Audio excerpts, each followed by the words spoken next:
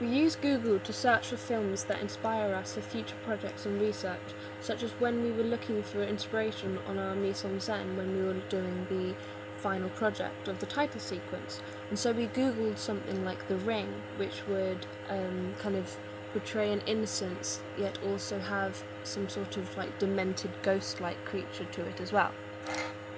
And so when we were recording our film, we kind of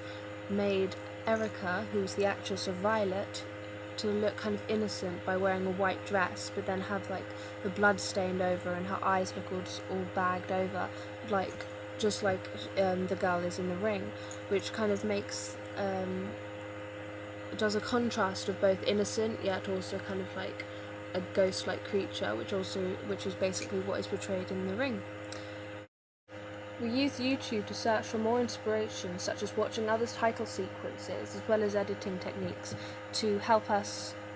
be aware about what sort of is expected by the audience when we're watching a title sequence.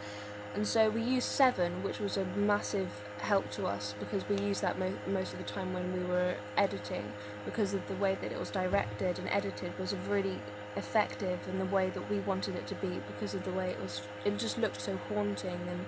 different compared to other title sequences that based their self around animation and stuff like that. Another website that I found really useful whilst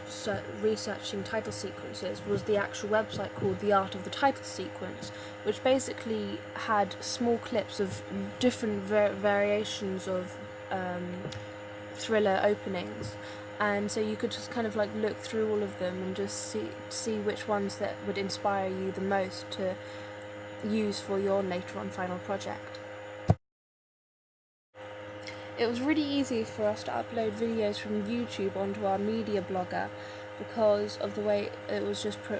easily proed out. So what you have to do was just press the post blog, and then you just click on the little link of the video, uploaded video, and then after that you just have to click onto upload and then go to from YouTube and then just choose the file, and then before you even choose which file you want to look at, you can quickly watch it just to check that it's the right one. As you can see on the highlighted, I chose to see 7, and then when it's the right one, you can just press OK. Near the beginning of learning how to use everything and technology-wise, we were taught how to use the JVC cameras, which were one of the most crucial parts of our entire media project, because we used that every practical lesson. And not only that, we had to learn how to use all the other equipment, such as the stands and everything like that,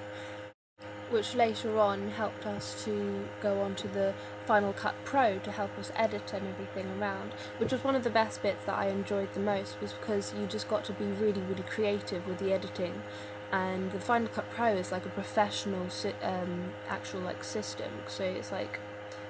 you got all the effects and everything like that.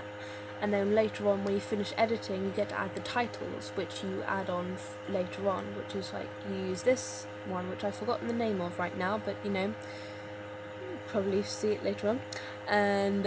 you basically can use, like, you can animate all these title sequences to add onto your film, onto Final Cut Pro. And then after you've done all of that, you can go on to Soundtrack Pro, and it basically... This is Soundtrack Pro. It basically just sums up everything, creates different sorts of sounds, effects and music, and you can just make everything you want. Yeah. And then after all that, you get to upload it onto Vimeo, where you can start all your advertising and seeing which audiences would like to see your videos. Thank you for listening.